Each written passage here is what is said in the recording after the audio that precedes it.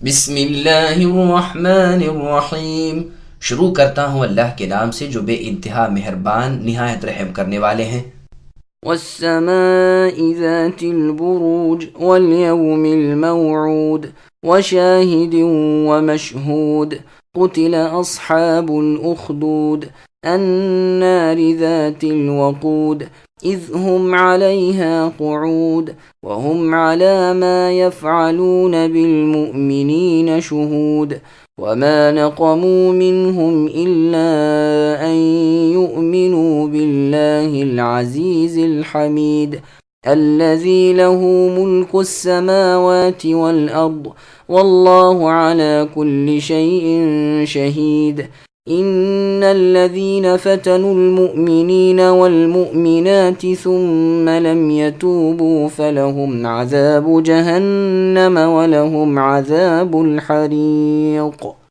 برجوں والے آسمان کی قسم، وعدہ کیے ہوئے دن کی قسم، حاضر ہونے والے اور حاضر کیے گئے کی قسم کہ خندقوں والے ہلاک کیے گئے۔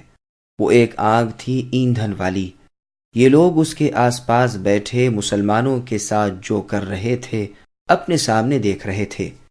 یہ لوگ ان مسلمانوں کے کسی اور گناہ کا بدلہ نہیں لے رہے تھے سوائے اس کے کہ وہ اللہ تعالی غالب لائق حمد کی ذات پر ایمان لائے تھے، جس اللہ کا آسمان و زمین ملک ہے، اور اللہ تعالی ہر چیز پر حاضر خوب واقف ہے۔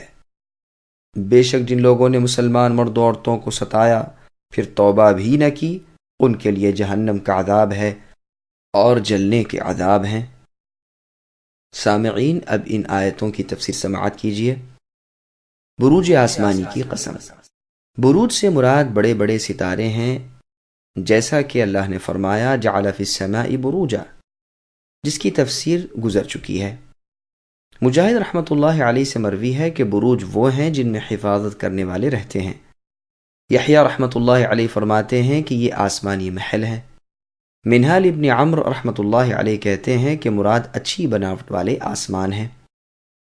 ابن خیثمہ رحمۃ اللہ علیہ فرماتے ہیں کہ اس سے مراد سورج چاند کی منزلیں ہیں جو 12 ہیں، کہ سورج ان میں سے ہر ایک میں 1 مہینہ چلتا رہتا ہے، اور چاند ان میں سے ہر ایک میں 2 دن اور 1/3 دن چلتا ہے، تو یہ 28 دن ہوئے، اور 2 راتوں تک وہ پوشیدہ رہتا ہے، نہیں نکلتا۔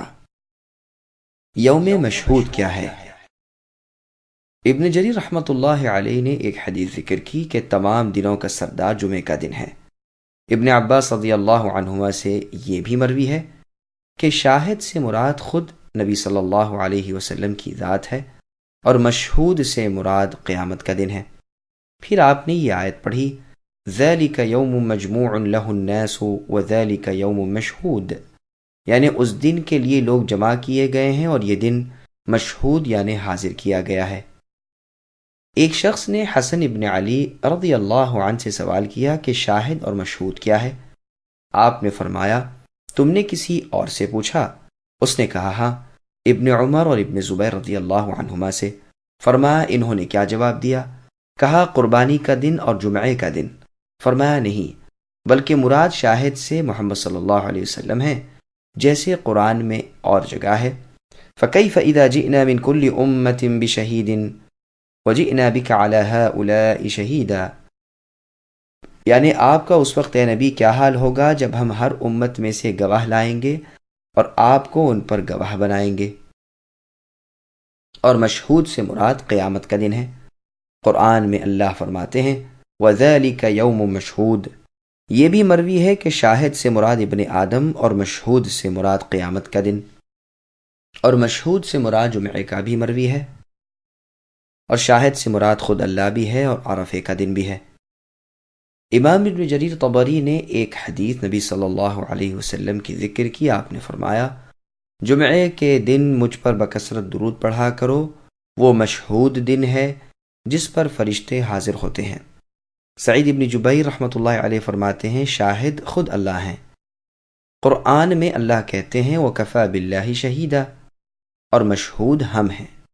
قیامت کے دن ہم سب اللہ کے سامنے حاضر کر دیے جائیں گے۔ اکثر حضرات کا یہ فرمان ہے کہ شاہد جمعے کا دن ہے اور مشہود عرفے کا دن ہے۔ ان قسموں کے بعد ارشاد ہوتا ہے کہ خندقوں والوں پر لعنت ہو۔ یہ کفار کی ایک قوم تھی جنہوں نے ایمانداروں کو مغلوب کر کے انہیں دین سے ہٹانا چاہا اور ان کے انکار پر زمین میں گڑھے کھود کر ان میں لکڑیاں بھر کر آگ بھڑکائی، پھر ان سے کہا کہ اب بھی دین سے پلٹ جاؤ۔ ان اللہ والے لوگوں نے انکار کیا، اور ان اللہ کی پہچان نہ رکھنے والے کفار نے ان مسلمانوں کو اس بھڑکتی ہوئی آگ میں ڈال دیا۔ اسی کو بیان کیا جاتا ہے کہ یہ لوگ ہلاک ہوئے۔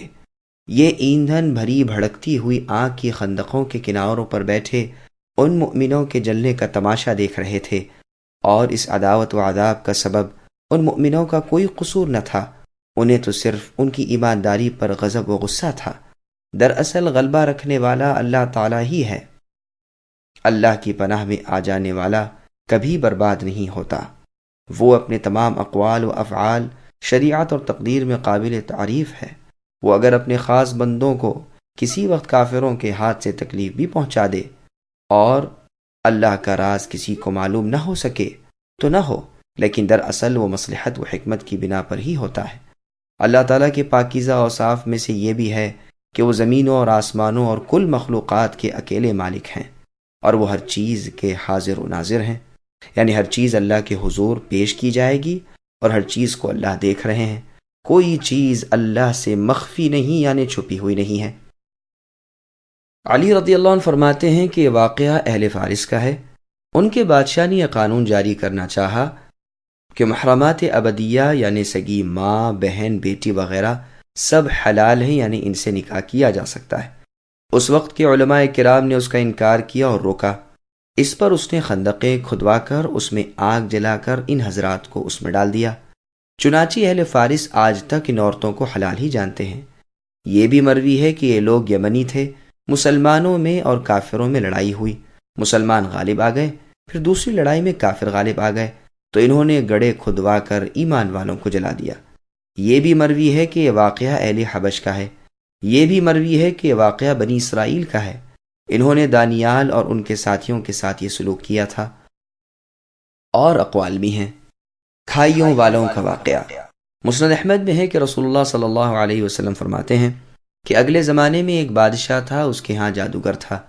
جب جادوگر بوڑھا ہوا تو اس نے بادشاہ سے کہا کہ اب میں بوڑھا ہو گیا ہوں اور میری موت کا وقت آ رہا ہے، مجھے کسی بچے کو سونپ دو تو میں اسے جادو سکھا دوں۔ چنانچہ ایک ذہین لڑکے کو وہ تعلیم دینے لگا۔ لڑکا اس کے پاس جاتا تو راستے میں ایک راہب کا گھر پڑتا، جہاں وہ عبادت میں اور کبھی واز میں مشغول ہوتا۔ یہ بھی کھڑا ہو جاتا، اس کے طریق عبادت کو دیکھتا اور واز سنتا۔ آتے جاتے یہاں رک جایا کرتا تھا۔ جادوگر بھی مارتا اور ماں باپ بھی، کیونکہ وہاں بھی دیر میں پہنچتا اور یہاں بھی دیر میں آتا۔ ایک دن اس بچے نے راہب کے سامنے اپنی یہ شکایت بیان کی۔ راہب نے کہا کہ جب جادوگر تجھ سے پوچھے کہ کیوں دیر لگ گئی تو کہہ دینا کہ گھر والوں نے روک لیا تھا، اور گھر والے بگڑیں تو کہہ دینا کہ آج جادوگر نے روک لیا تھا۔ یوں ہی ایک زمانہ گزر گیا کہ ایک طرف تو وہ جادو سیکھتا تھا، دوسری جانب کلام اللہ اور اللہ کا دین سیکھتا تھا۔ ایک دن یہ دیکھتا ہے کہ راستے میں ایک زبردست ہیبت ناک جانور پڑا ہوا ہے، لوگوں کی آمد و رفت بند کر رکھی ہے۔ ادھر والے ادھر اور ادھر والے ادھر نہیں آ سکتے، اور سب لوگ ادھر ادھر حیران و پریشان کھڑے ہیں۔ اس نے اپنے دل میں سوچا کہ آج موقع ہے کہ میں امتحان کر لوں کہ راہب کا دین اللہ کو پسند ہے یا جادوگر کا۔ اس نے ایک پتھر اٹھایا اور یہ کہہ کر اس پر پھینکا کہ اے اللہ، اگر آپ کے نزدیک راہب کا دین اور اس کی تعلیم جادوگر کے امر سے زیادہ محبوب ہے تو آپ اس جانور کو اس پتھر سے ہلاک کر دیجئے تاکہ لوگوں کو اس بلا سے نجات ملے۔ پتھر کے لگتے ہی وہ جانور مر گیا اور لوگوں کا آنا جانا شروع ہو گیا۔ پھر جا کر راہب کو خبر دی۔ اس نے کہا، پیارے بچے، تو مجھ سے افضل ہے، اب اللہ کی طرف سے تیری آزمائش ہوگی۔ اگر ایسا ہو تو کسی کو میری خبر نہ کرنا۔ اب اس بچے کے پاس حاجت مند لوگوں کا تانتا لگ گیا، یعنی لوگ کثرت سے آنے جانے لگے، اور اس کی دعا سے مادر زاد، اندھے، کوڑھی، جذامی اور ہر قسم کے بیمار اچھے ہونے لگے۔ بادشاہ کے ایک نابینا وزیر کے کان میں بھی یہ آواز پڑی۔ وہ بڑے تحفے تحائف لے کر حاضر ہوا اور کہنے لگا کہ اگر تو مجھے شفا دے دے تو یہ سب میں تجھے دے دوں گا۔ اس نے کہا کہ شفا میرے ہاتھ نہیں، میں کسی کو شفا نہیں دے سکتا، شفا دینے والے تو اللہ وحدہ لا شریک لہ ہیں۔ اگر تو اللہ پر ایمان لانے کا وعدہ کرے تو میں اللہ سے دعا کروں۔ اس نے اقرار کیا، بچے نے اس کے لیے دعا کی، اللہ تعالیٰ نے اسے شفا دے دی۔ وہ بادشاہ کے دربار میں آیا اور جس طرح اندھا ہونے سے پہلے کام کرتا تھا کرنے لگا، اور آنکھیں بالکل روشن تھیں۔ بادشاہ نے متعجب ہو کر پوچھا کہ تجھے آنکھیں کس نے دیں؟ اس نے کہا میرے رب نے۔ بادشاہ نے کہا ہاں یعنی میں نے۔ وزیر نے کہا نہیں، میرا اور تمہارا رب اللہ ہے۔ بادشاہ نے کہا اچھا تو کیا میرے سوا تیرا کوئی اور رب بھی ہے؟ وزیر نے کہا ہاں، میرا اور تمہارا رب اللہ عز و جل ہے۔ اب اس نے اسے مار پیٹ شروع کر دی اور طرح طرح کی تکلیفیں اور ایذائیں پہنچانے لگا اور پوچھنے لگا تجھے یہ تعلیم کس نے دی؟ آخر اس نے بتا دیا کہ اس بچے کے ہاتھ پر میں نے اسلام قبول کیا۔ اس نے اسے بلوایا اور کہا اب تو تم جادو میں خوب کامل ہو گئے ہو کہ اندھوں کو دیکھنا اور بیماروں کو تندرست کرنے لگ گئے۔ اس نے کہا غلط ہے، نہ میں کسی کو شفا دے سکتا ہوں نہ جادو، شفا اللہ عز و جل کے ہاتھ میں ہے۔ کہنے لگا ہاں یعنی میرے ہاتھ میں ہے، کیونکہ اللہ تو میں ہی ہوں۔ اس نے کہا ہرگز نہیں۔ کہا پھر کیا تو میرے سوا کسی اور کو رب مانتا ہے؟ تو وہ کہنے لگا ہاں، میرے اور تمہارے رب اللہ ہیں۔ اس نے اب اسے بھی طرح طرح کی سزائیں دینی شروع کی، یہاں تک کہ راہب کا پتہ لگا لیا۔ راہب کو بلا کر اس سے کہا کہ تو اسلام کو چھوڑ دے اور اس دین سے پلٹ جا۔ اس نے انکار کیا تو بادشاہ نے آرے سے اسے چیر دیا اور ٹھیک 2 ٹکڑے کر کے پھینک دیا۔ پھر اس نوجوان سے کہا کہ تو بھی دین سے پھر جا۔ اس نے بھی انکار کیا تو بادشاہ نے حکم دیا کہ ہمارے سپاہی اسے فلاں فلاں پہاڑ پر لے جائیں اور اس کی بلند چوٹی پر پہنچ کر پھر اسے اس کے دین چھوڑ دینے کو کہیں۔ اگر مان لے تو اچھا، ورنہ وہیں سے اسے لڑکا دیں۔ چنانچہ یہ لوگ اسے لے گئے۔ جب وہاں سے دھکا دینا چاہا تو اس نے اللہ تبارک و تعالی سے دعا کی اور کہا اللہم اکفینیہم بما شئت، اے اللہ جس طرح آپ چاہیں ان کے مقابل میں میرے لیے کافی ہو جائیے۔ اس دعا کے ساتھ ہی پہاڑ ہلا اور وہ سب سپاہی لڑک گئے، صرف وہ بچہ ہی بچا رہا۔ وہاں سے وہ اترا اور ہنسی خوشی پھر اس ظالم بادشاہ کے پاس آ گیا۔ بادشاہ نے کہا کہ یہ کیا ہوا؟ میرے سپاہی کہاں ہیں؟ فرمایا میرے اللہ نے مجھے ان سے بچا لیا۔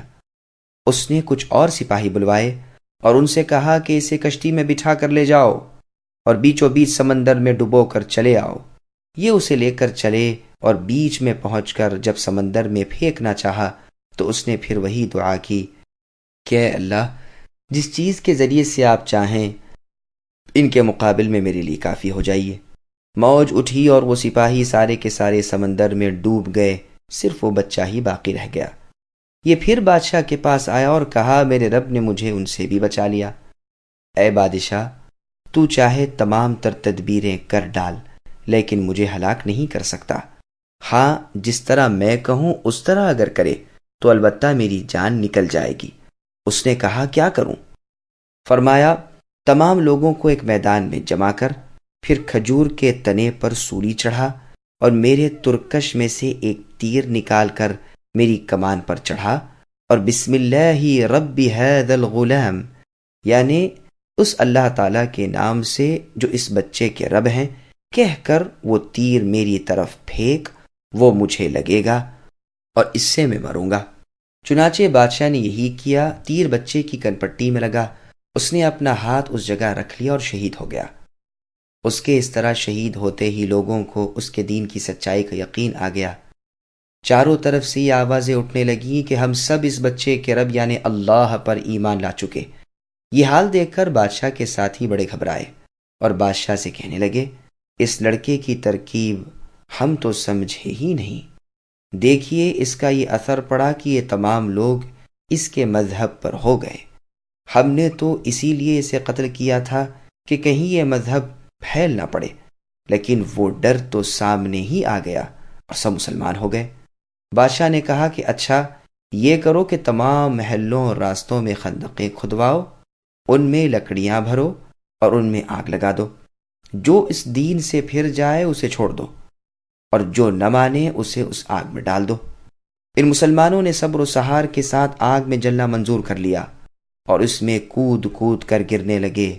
البتہ ایک عورت جس کی گود میں دودھ پیتا چھوٹا سا بچہ تھا، وہ ذرا جھجکی تو اس بچے کو اللہ تعالیٰ نے بولنے کی طاقت دی۔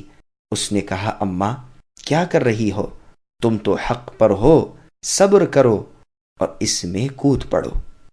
یہ حدیث مسند احمد میں بھی ہے اور صحیح مسلم کے آخر میں بھی ہے، اور نسائی میں بھی قدر اختصار کے ساتھ ہے۔ ترمذی کی حدیث میں ہے کہ صہیب رضی اللہ عنہ فرماتے ہیں کہ نبی صلی اللہ علیہ وسلم عصر کی نماز کے بعد عموماً زیر لب کچھ فرمایا کرتے تھے، یعنی آہستگی کے ساتھ۔ تو نبی صلی اللہ علیہ وسلم سے پوچھا گیا کہ رسول اللہ کیا فرماتے ہیں؟ فرمایا، نبیوں میں سے ایک نبی تھے جو اپنی امت پر فخر کرتے تھے۔ کہنے لگے، ان کی دیکھ بھال کون کرے گا؟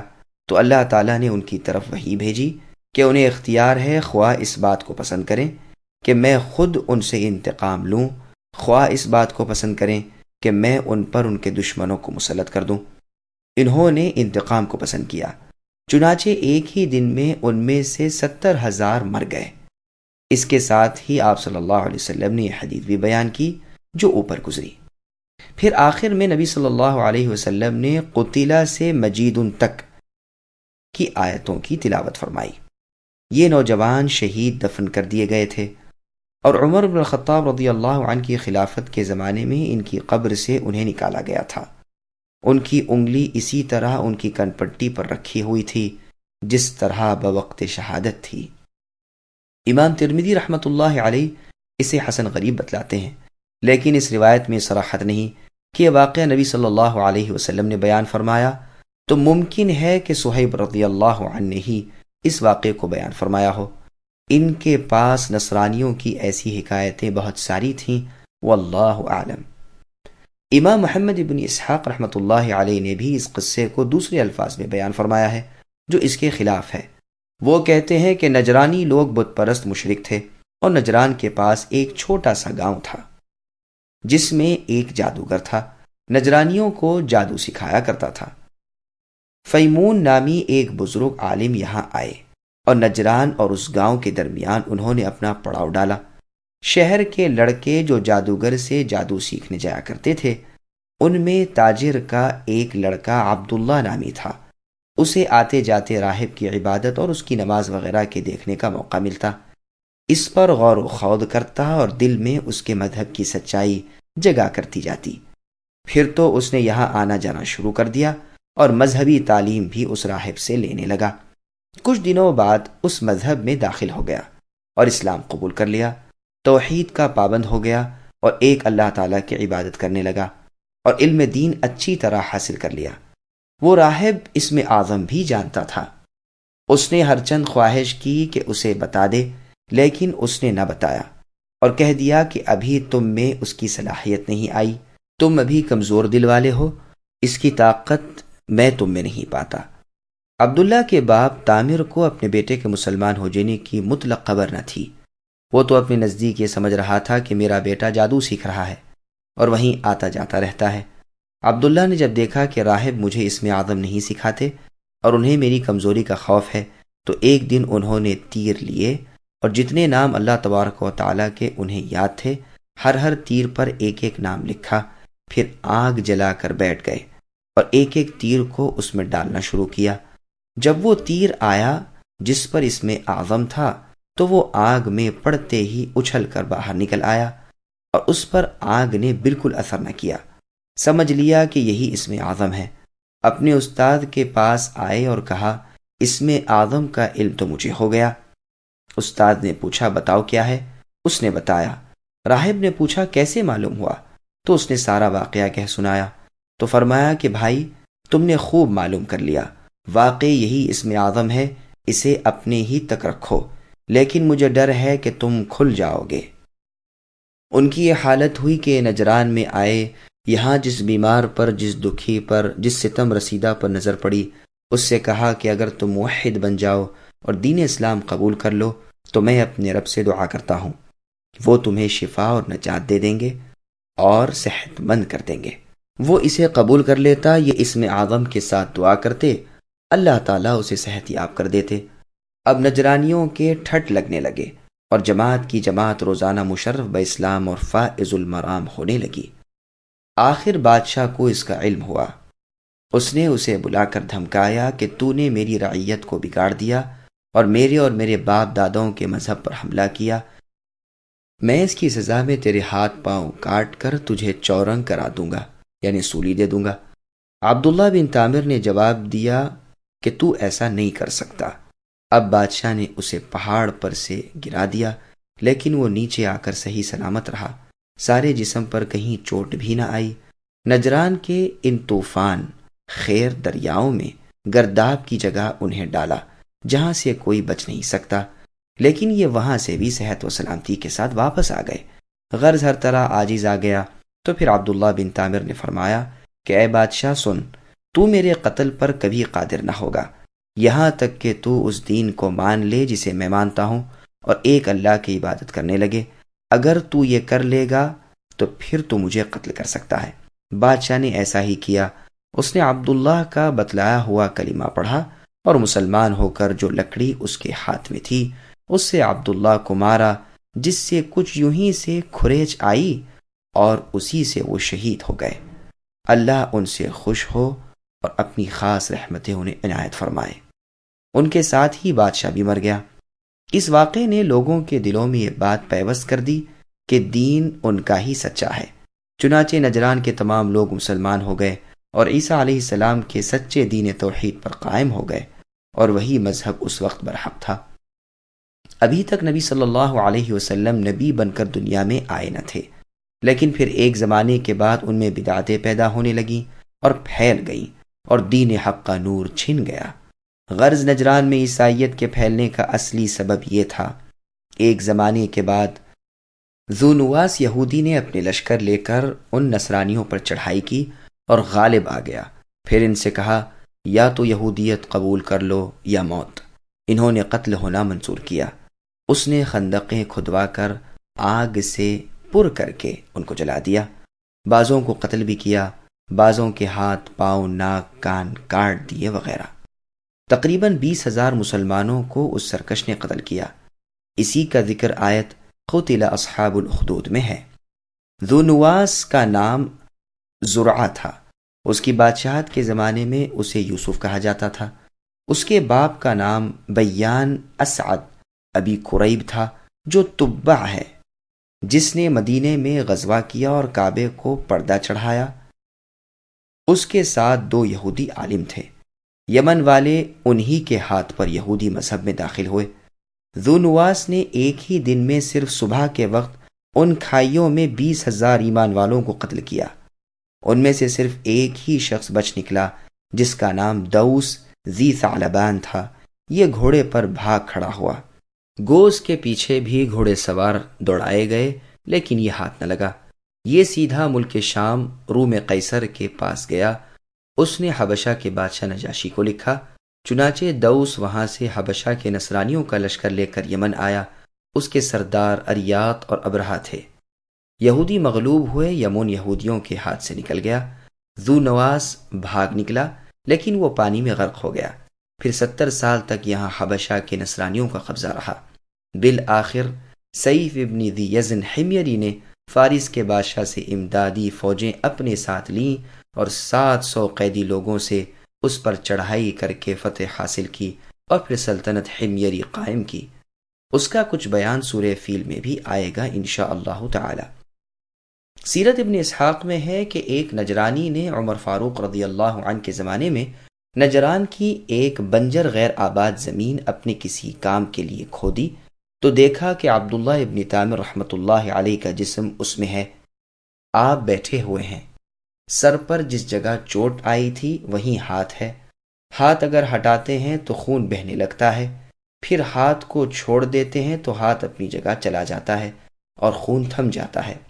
ہاتھ کی ایک انگلی میں انگوٹھی ہے جس پر ربی اللہ لکھا ہوا ہے، یعنی اللہ میرے رب ہیں۔ چنانچہ اس واقعے کی اطلاع قصر خلافت میں دی گئی۔ یہاں سے فاروق اعظم رضی اللہ عنہ کا فرمان گیا کہ انہیں یوں ہی رہنے دو، اور اوپر سے مٹی وغیرہ جو ہٹائی ہے وہ ڈال کر جس طرح تھے اسی طرح بے نشان کر دو۔ چنانچہ یہی کیا گیا۔ ابن ابی الدنیا رحمۃ اللہ علیہ نے لکھا ہے کہ جب ابو موسیٰ الاشعری رضی اللہ عنہ نے اصبہان فتح کیا تو ایک دیوار دیکھی کہ وہ گر پڑی ہے، حکم پر بنا دی گئی لیکن پھر گر پڑی، پھر بنوائی، پھر گر پڑی، آخر معلوم ہوا کہ اس کے نیچے کوئی نیک بخت شخص مدفون ہیں۔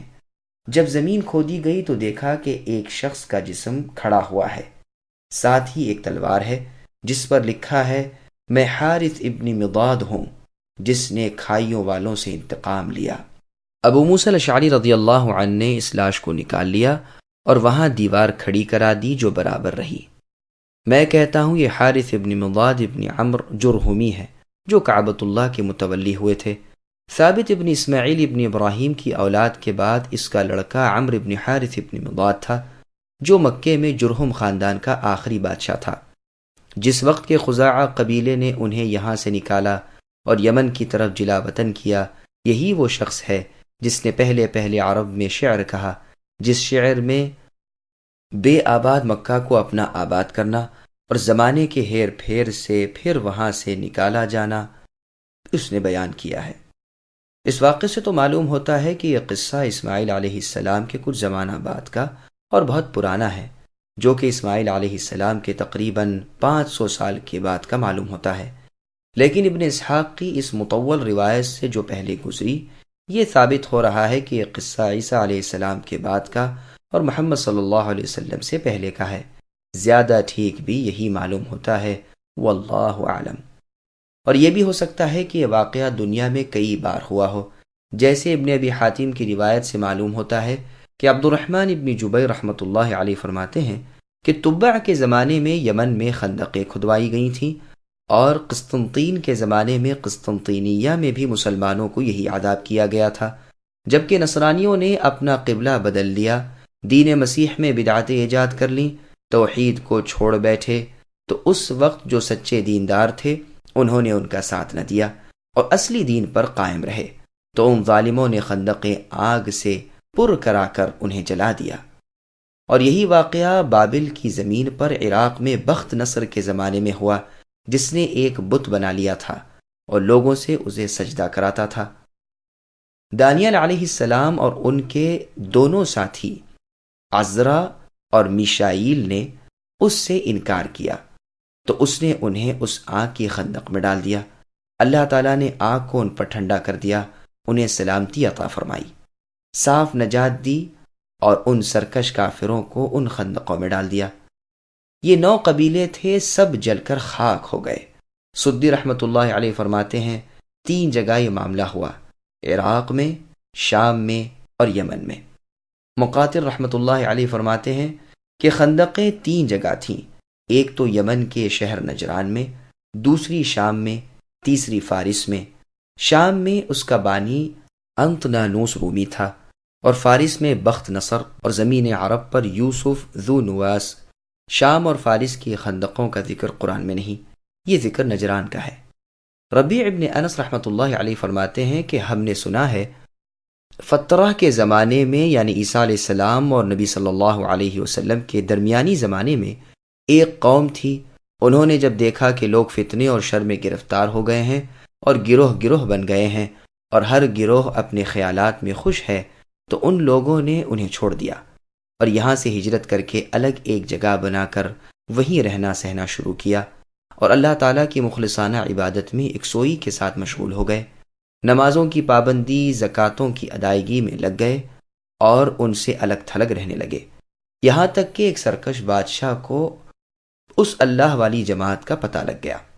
اس نے ان کے پاس اپنے آدمی بھیجے اور انہیں سمجھایا کہ تم بھی ہمارے ساتھ مل جاؤ اور بت پرستی شروع کر دو۔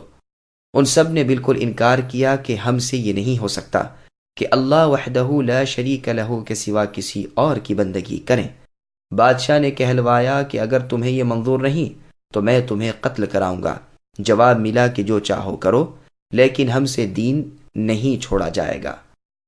اس ظالم نے خندقیں کھدوائیں، آگ جلوائی اور ان سب مردوں، عورتوں، بچوں کو جمع کیا اور ان خندقوں کے کنارے کھڑا کر کے کہا، بولو یہ آخری سوال و جواب ہے، آیا بت پرستی قبول کرتے ہو یا آگ میں گرنا قبول کرتے ہو؟ انہوں نے کہا ہمیں جل کر مرنا منظور ہے، لیکن چھوٹے چھوٹے بچوں نے چیخ پکار شروع کر دی۔ بڑوں نے انہیں سمجھایا کہ بس آج کے بعد آگ نہیں، نہ گھبراؤ اور اللہ کا نام لے کر کود پڑو۔ چنانچہ سب کے سب کود پڑے۔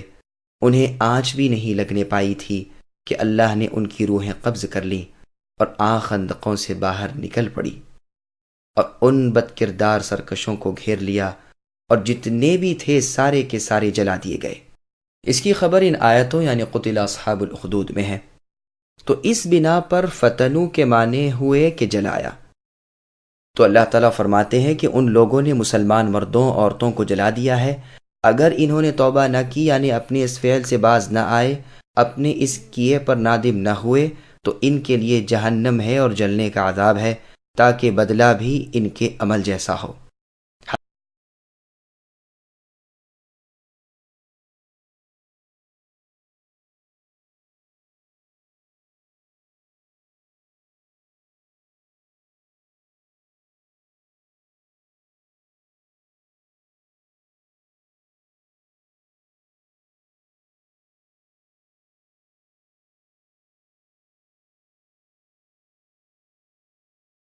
إن الذين آمنوا وعملوا الصالحات لهم جنات تجري من تحتها الأنهار ذلك الفوز الكبير إن بطش ربك لشديد إنه هو يبدئ ويعيد وهو الغفور الودود ذو العرش المجيد فعال لما يريد هل أتاك حديث الجنود فرعون وثمود بل الذين كفروا في تكذيب والله من ورائهم محيط بل هو قرآن مجيد في لوح محفوظ۔ بے شک ایمان قبول کرنے والوں اور نیک کام کرنے والوں کے لیے وہ باغات ہیں جن کے نیچے نہریں بہہ رہی ہیں، یہی بڑی کامیابی ہے۔ یقیناً تمہارے رب کی پکڑ بڑی سخت ہے، وہی پہلی مرتبہ پیدا کرتے ہیں اور وہی دوبارہ پیدا کریں گے۔ وہ بڑے بخشنے والے اور بہت محبت کرنے والے ہیں۔ عرش کے مالک عظمت والے ہیں، جو چاہے اسے کر گزرنے والے ہیں۔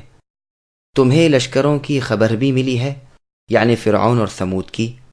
کچھ نہیں بلکہ کافر تو جھٹلانے میں پڑے ہوئے ہیں۔ اللہ تعالیٰ بھی انہیں ہر طرف سے گھیرے ہوئے ہے، بلکہ یہ قرآن ہے بڑی شان والا، لوح محفوظ میں لکھا ہوا۔ سامعین، اب ان آیتوں کی تفسیر سماعت کیجیے۔ جنت کی نہروں کا تذکرہ۔ اپنے دشمنوں کا انجام بیان کر کے اپنے دوستوں کا نتیجہ بیان فرما رہے ہیں کہ ان کے لیے جنتیں ہیں جن کے نیچے نہریں جاری ہیں۔ ان جیسی کامیابی اور کسے ملے گی؟ پھر فرماتے ہیں کہ آپ کے رب کی پکڑ بڑی سخت ہے۔ وہ اپنے ان دشمنوں کو جو اللہ کے رسولوں کو جھٹلاتے رہے اور اللہ کی نافرمانیوں میں لگے رہے، سخت تر قوت کے ساتھ اس طرح پکڑیں گے کہ کوئی راہ نجات ان کے لیے باقی نہ رہے۔ وہ اللہ بڑی قوتوں والے ہیں، جو چاہا کیا، جو کچھ چاہتے ہیں وہ ایک لمحے میں ہو جاتا ہے۔ اللہ کی قدرتوں اور طاقتوں کو دیکھو کہ اللہ نے تمہیں پہلے بھی پیدا کیا اور پھر بھی مار ڈالنے کے بعد دوبارہ پیدا کر دیں گے۔ نہ انہیں کوئی روکے گا، نہ آگے آئے، نہ سامنے پڑے۔ وہ اپنے بندوں کے گناہوں کو معاف کرنے والے ہیں، بشرط یہ کہ وہ اللہ کی طرف جھکیں اور توبہ کریں اور اللہ کے سامنے ناک رگڑیں۔ پھر چاہے کیسی ہی خطائیں ہوں، ایک دم میں سب معاف ہو جاتی ہیں۔ اپنے بندوں سے وہ پیار و محبت رکھتے ہیں۔ وہ عرش والے ہیں، جو عرش تمام مخلوق سے بلند و بالا ہے اور تمام خلائق یعنی مخلوقات کے اوپر ہے۔ مجید کی دو قراتیں ہیں، دال کا پیش بھی اور دال کا زیر بھی۔ پیش کے ساتھ وہ اللہ کی صفت بن جائے گا اور زیر کے ساتھ عرش کی صفت ہے۔ معنی دونوں کے بالکل صحیح اور درست بیٹھتے ہیں۔ وہ جس کام کا جب ارادہ کر لے، کرنے پر پوری طرح قدرت رکھتے ہیں۔ اللہ کی عظمت، عدالت، حکمت کی بنا پر نہ کوئی اللہ کو روک سکے، نہ اللہ سے پوچھ سکے۔ صدیق اکبر رضی اللہ عنہ سے ان کی اس بیماری میں جس میں آپ کا انتقال ہوتا ہے لوگ کہتے ہیں کہ کسی طبیب نے بھی آپ کو دیکھا؟ فرمایا ہاں۔ پوچھا پھر کیا جواب دیا؟ فرمایا کہ جواب دیا انی فعال لما ارید، بے شک میں وہ کر گزرتا ہوں جس کے کرنے کا ارادہ کرتا ہوں۔ پھر فرماتے ہیں کہ کیا تمہیں نبی خبر بھی ہے کہ فرعونیوں اور ثمودیوں پر کیا کیا عذاب آئے، اور کوئی ایسا نہ تھا کہ ان کی کسی طرح مدد کر سکتا اور نہ کوئی اس عذاب کو ہٹا سکا۔ مطلب یہ ہے کہ اللہ کی پکڑ سخت ہے، جب وہ کسی ظالم کو پکڑ لیتے ہیں تو دردناکی اور سختی سے بڑی زبردست پکڑ پکڑتے ہیں۔ پھر آگے اللہ نے فرمایا کہ بلکہ کافر شک و شبے میں، کفر و سرکشی میں ہیں، اور اللہ ان پر قادر اور غالب ہیں، نہ یہ اللہ سے گم ہو سکیں نہ اللہ کو عاجز کر سکیں، بلکہ یہ قرآن عزت و کرامت والا ہے، وہ لوح محفوظ کا نوشتہ ہے، بلند مرتبہ فرشتوں میں ہے، زیادتی کمی سے پاک اور سر تاپا محفوظ ہے، نہ اس میں تبدیلی ہو نہ تحریف۔ انس رضی اللہ عنہ